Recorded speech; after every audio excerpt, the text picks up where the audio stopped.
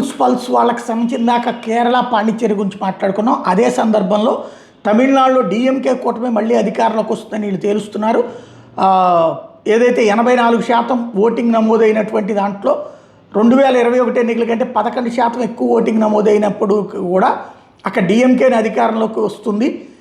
తమిళనాడులో 234 అసెంబ్లీ స్థానాలకు గాను 118 మ్యాజిక్ ఫిగర్ అయితే డిఎంకే కూటమి 125 నుంచి 145 స్థానాలతో అధికారం చేపట్టనుందని, ఏఐడిఎంకే 65 నుంచి 80 స్థానాలతో ప్రతిపక్షానికి పరిమితం అవుతుందని అంచనా వేస్తున్నారు.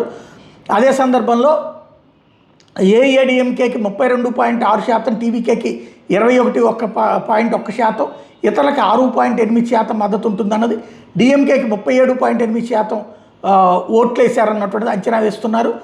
అదే సందర్భంలో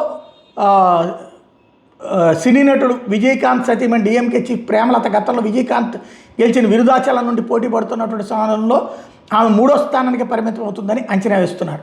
మరోవైపు కేరళలో వరుసగా 2016-21 అధికారంలోకి వచ్చిన ఎల్డీఎఫ్ ఈసారి ఓడిపోక తప్పదని, కాంగ్రెస్ నేతృత్వంలోని యూడీఎఫ్ కూటమికి పీఠం ఖాయమని ఈ సర్వేలో తేలింది. కేరళలో మెజార్టీకి 71 సీట్లు కావాలి. 2026 అసెంబ్లీ ఎన్నికలు యూడీఎఫ్ 75 నుంచి 85, ఎల్డీఎఫ్ 55 నుంచి 65కి పరిమితం అవుతుందని, ఎన్డీఏ 0 నుండి 3 స్థానాలు గెలిచే అవకాశాలు ఉన్నాయని తేల్చారు. యూడీఎఫ్ కూటమి ఎల్డీఎఫ్ కంటే 2% ఆధిక్యత కనబరుస్తుందని సర్వేలో తేలింది.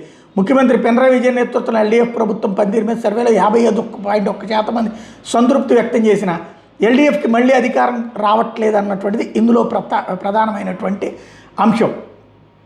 అదే సందర్భంలో రాబోయేటటువంటి రోజుల్లో ఇదే లెక్క కనబడుతోంది అన్నది. మరొక వైపున ప్రముఖ హిందీ టీవీ ఛానల్ ఇండియా టీవీతో కలిసి పీపుల్స్ పల్స్ నిర్వహించిన బెంగాల్లోని ఎగ్జిట్ పోల్స్ చూస్తే బీజేపీ పార్టీ ఘన విజయం సాధిస్తుందని అంచనా వేశారు. 172 నుంచి 192 స్థానాలు బీజేపీ గెలుస్తుంటే తృణమూల్ 64 నుంచి 88కి పరిమితం అవుతుందని, లెఫ్ట్ ఫ్రంట్ 7 నుంచి 12 సీట్లకు పరిమితం అవుతుందని అంచనా వేశారు.